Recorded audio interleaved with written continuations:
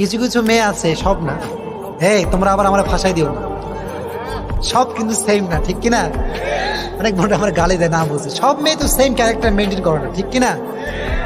অনেক মেয়ে আছে একটা ছেলে কয় তোমারই ভালোবাসে, আছে না নাই?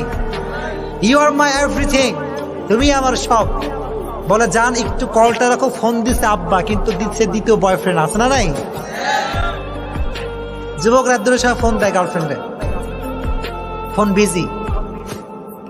যুবকের মধ্যে টেনশন, হায় হায় করে কি, আর দুইটার সময় ফোন বিজি। গার্লফ্রেন্ডও কম চালাক না, রাত ধরে সময় আমার নানি মারা গেছে, আছে না নাই?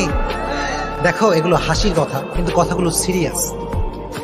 এই যুবকটাই ওই মেয়েটার জন্য জীবনটা দিয়ে সুইসাইড করে, চিল্লা এখন, ঠিক কিনা?